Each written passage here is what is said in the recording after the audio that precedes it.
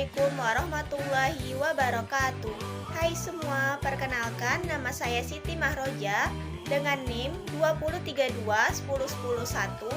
Saya berasal dari kelas 5D, Program Studi Manajemen Pendidikan Islam, Fakultas Tarbiyah dan Keguruan. Pada kesempatan kali ini saya akan membuat video untuk memenuhi tugas dari mata kuliah Etika Manajemen yang diampu oleh Ibu Yuliana Afifa MPD. Adapun tugas yang diberikan yaitu menjelaskan salah satu bab dari buku Etika Manajemen. Nah, di sini saya akan menjelaskan salah satu bab dari buku Pengantar Etika Bisnis karya Kees Bertens yang diterbitkan oleh PT Canisius pada tahun 2013 di Yogyakarta. Buku ini terdiri dari 12 bab dengan jumlah halaman sebanyak 429 halaman.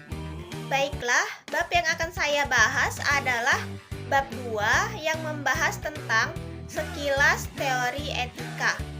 Di buku ini dijelaskan ada 4 teori etika, yaitu yang pertama ada utilitarianisme, yang kedua ada deontologi, yang ketiga ada teori hak, dan yang keempat ada teori keutamaan. Langsung saja, materi yang pertama yaitu utilitarianisme. Utilitarianisme berasal dari kata Latin utilis yang berarti bermanfaat. Teori ini berpandangan bahwa suatu perbuatan dapat dikatakan baik apabila membawa manfaat. Manfaat di sini menyangkut banyak orang atau masyarakat secara keseluruhan.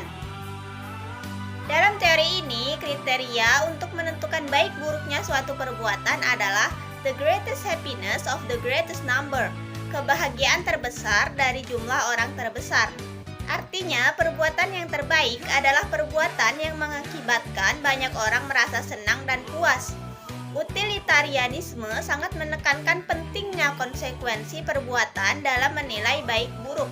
Suatu perbuatan dapat dikatakan baik atau buruk tergantung pada akibat yang ditimbulkan oleh perbuatan tersebut. Apabila perbuatan membawa manfaat yang paling besar, maka perbuatan itu adalah baik.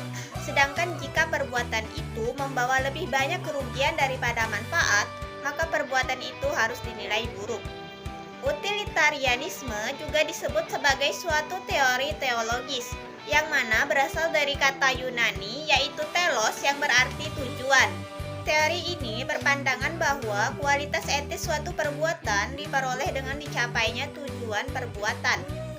Artinya, perbuatan yang bermaksud baik tetapi tidak menghasilkan apa-apa, maka tidak pantas disebut baik. Teori utilitarianisme menemui banyak kritik dari para etikawan. Keberatan utamanya disebabkan karena utilitarianisme tidak dapat menampung dua paham etis yang sangat penting, yaitu keadilan dan hak. Jika suatu perbuatan membawa manfaat sebesar-besarnya untuk jumlah orang terbesar, maka menurut utilitarianisme, perbuatan itu harus dianggap baik. Bagaimana jika perbuatan itu serentak juga tidak adil bagi suatu kelompok tertentu atau melanggar hak beberapa orang atau hanya satu orang? Jika pendukung utilitarianisme konsisten, mereka harus mengorbankan keadilan dan hak kepada manfaat. Beberapa utilitarianisme mengusulkan untuk membedakan antara utilitarianisme perbuatan dan utilitarianisme aturan. Utilitarianisme perbuatan menerapkan prinsip dasar yaitu manfaat terbesar bagi jumlah orang terbesar untuk menilai kualitas moral suatu perbuatan. Sedangkan utilitarianisme aturan menerapkan prinsip yaitu aturan-aturan moral yang diterima secara bersama dalam masyarakat dapat dijadikan sebagai pegangan bagi perilaku masyarakat. Kedua yaitu deontologi. Deontologi berasal dari kata Yunani deon yang berarti kewajiban. Menurut teori ini, suatu perbuatan adalah baik jika dilakukan karena harus dilakukan atau merupakan kewajiban. Perbuatan adalah baik jika dilakukan berdasarkan imperatif kategoris. Imperatif kategoris mewajibkan kita begitu saja, tidak bergantung pada syarat apapun, atau bisa dirumuskan do souls, atau engkau harus begitu saja. Perbuatan tidak pernah menjadi baik karena hasilnya baik, melainkan hanya karena wajib dilakukan. Kewajiban bagi deontologi tidak bisa ditawar-tawar. Tokoh dari teori ini adalah Immanuel Kant, filsuf besar dari Jerman. Yang ketiga, teori hak. Teori hak merupakan suatu aspek dari teori deontologi, karena hak berkaitan dengan kewajiban. Hak didasarkan atas martabat manusia, dan martabat semua manusia itu sama. Teori ini sangat cocok dengan suasana pemikiran demokratis. Dari segi martabatnya, manusia tidak ada perbedaan, dan akibatnya tidak boleh diperlakukan dengan cara yang berbeda. Manusia individual tidak pernah boleh dikorbankan demi tercapainya suatu tujuan yang lain. Menurut Immanuel Kant, manusia merupakan suatu tujuan pada dirinya. Manusia harus dihormati sebagai suatu tujuan sendiri dan tidak pernah boleh diperlakukan semata-mata sebagai sarana demi tercapainya suatu tujuan yang lain. Yang keempat, teori keutamaan. Teori keutamaan memandang sikap atau akhlak seseorang. Tidak ditanyakan apakah suatu perbuatan tertentu adil atau jujur atau murah hati, melainkan apakah orang itu bersikap adil, jujur, murah hati, dan sebagainya.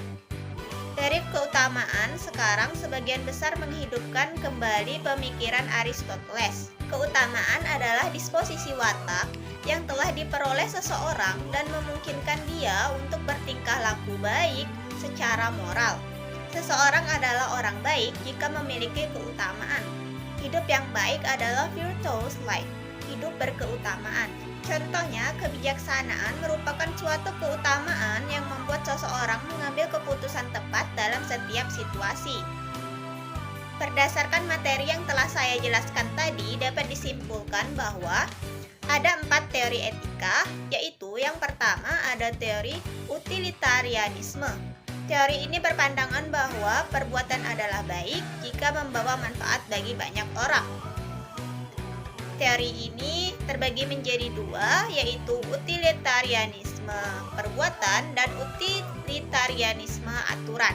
Yang kedua, teori deontologi.